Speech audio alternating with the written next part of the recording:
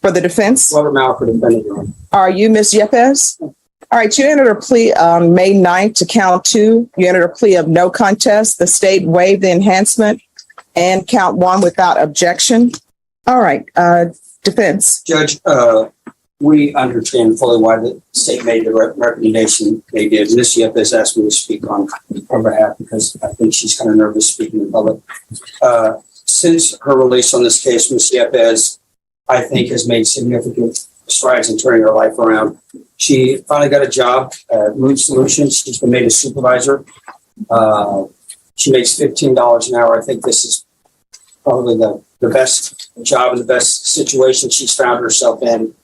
I guess for a number of years, I think she's really got her situation solidified, and I think she would benefit from the opportunity for probation with whatever terms of what was appropriate. That's obviously the most important thing. I would like the court to consider that and consider one, I think her remorse for finding herself in the same situation again. I think TAP talks about issues that have been on again, off again with drugs in her life. He would ask the court, if the court does see fit to give her probation, to allow her to do intensive outpatient. She's very concerned about keeping this job that she was finally able to get. I think it's very difficult for people with Elizabeth's criminal history to find jobs in the workforce. And I think this company is willing to work with her. And I think it's put her in a situation where she can be a successful part of society. So that's the court to grant that.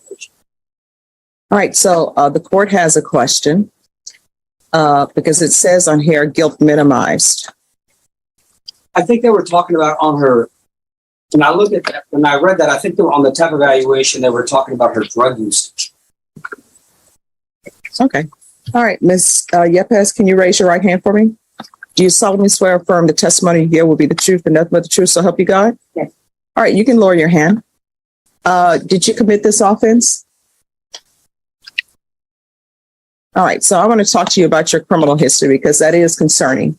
I always tell people the criminal history is sort of like a credit report, but it's a credit report related to whether or not I should give you probation. You understand? So your misdemeanor cases, this theft, you were sentenced to 32 days in jail. And I understand how that happens. People just want to get their judgment satisfied and be done. The same thing with hindering apprehension. Then we have the assault, bodily injury, family household, 90 days, theft, 44 days, possession case, 20 days, another possession case, 20 days, then failure to ID, 1 year. So this is what's concerning to me. You pick up a felony in 1992 and you were granted deferred adjudication and you didn't complete it. Why didn't you complete it? It's very young. My husband was very abusive and I didn't do what I was supposed to do. I didn't go to task. All right. November 2005, felon in possession of a firearm. That was at my house when they came looking for my son. My house, it's my husband's house. I was charged with that. All right. Then we have December, the drugs, 4 to 200 grams. But he was you don't remember. All right. So then we have 2007. You were sentenced to prison and then you had a parole violation. It appears that you're not learning anything from your prison. Then we have 2014. So 2014, prison, paroled, to felon in possession. I'm assuming these cases were ran concurrently. And now we're here. So I don't understand. I don't know if there's anything that I can do for you because you have not learned anything. This last time I've learned a lot. I haven't worked in my life like that. I've worked now. I've been working for almost 3 years now. I was given a chance to get a position as supervisors responsibilities that I have to do. You know, something I haven't done in many years, so it's just I feel like I've worked for it and I want to continue to keep it. If I lose it all, then I feel like I've been age and with my history, my background, which is not ever going to change. I won't be able to. I won't make it like that. Right. And I'm sympathetic to what you're telling me. I'm sympathetic to you getting your life in order, maybe finally. But here's the problem. The amount of drugs was a lot. And your history is awful. All right. This is what I'm going to do. I'm going to find her guilty as previously stated. I'm going to sentence you to 4 years in the prison. Give you credit for any time served. There's a $1,500 fine. Time and money rewarding concurrent. All right, I'm going to show you what's entitled Trial Court Certification of Defendant's Rights to Appeal. Did you review that with your attorney? Did you understand it? And did you sign it? Because this is a plea bargain agreement, because I followed your plea bargain agreement, and because you waive your right to appeal, you do not have the court's permission to appeal. And because this is a felony conviction, you're not allowed to own or possess any weapons or ammunition. If you have a question over what a weapon or ammunition is, you'll need to speak to your attorney. Do you understand?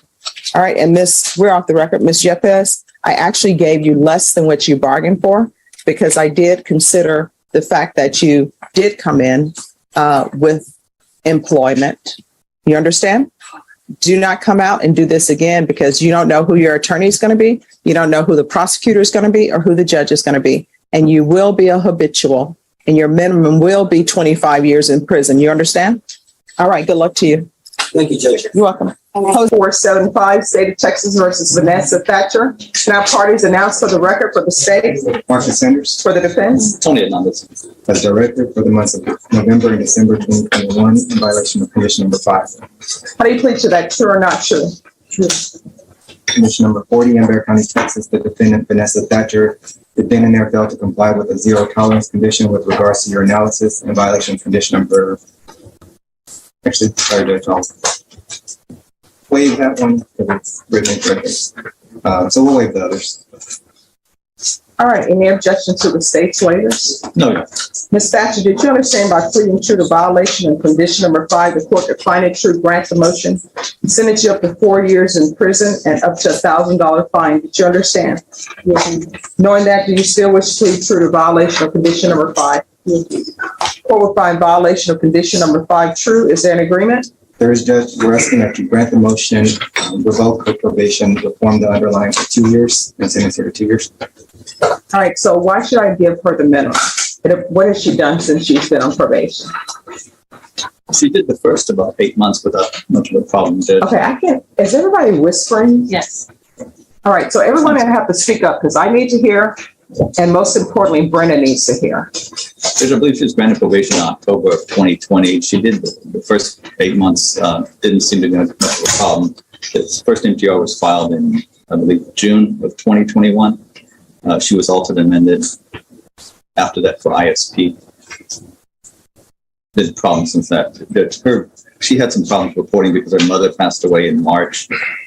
I think that's the end of her family. After that, she has no father, no brothers, no sisters. It's just her. She took that rather hard. She has no extended family, no immediate family. She's the end of the line. All right, I'll sentence you to 2 years in the prison, give you credit for any time served. There's $1,000 fine, time and money are to run concurrent. And Ms. Thatcher, I'm sorry, are you asking the court to follow the agreement that you've reached? Are you waiving your right to appeal? All right, then the court will follow your agreement. I'm going to show you what's entitled Trial Court Certification of Defendant's Rights to Appeal. Did you review that document with your attorney? Did you understand it? And did you sign it? All right, because this is a plea bargain agreement, because I followed your plea bargain agreement, and because you waive your right to appeal, you do not have the court's permission to appeal. Do you understand? All right, and because this is a felony conviction, you're not allowed to own or possess any weapons or ammunition. Do you understand? If you have a question over what a weapon or ammunition is, you'll need to discuss that with an attorney. Do you understand? All right, we can go off the record. Ms. Thatcher, people always say you come into the world alone, you go out in the world alone. Here's the thing. I understand about loss, but you need to start doing what you can to honor, your relatives who passed, because they don't want you to be unhappy and they don't want you to be in prison. You understand? All right, good luck to you, Ms. Thatcher. Maybe excuse Yes. Who's here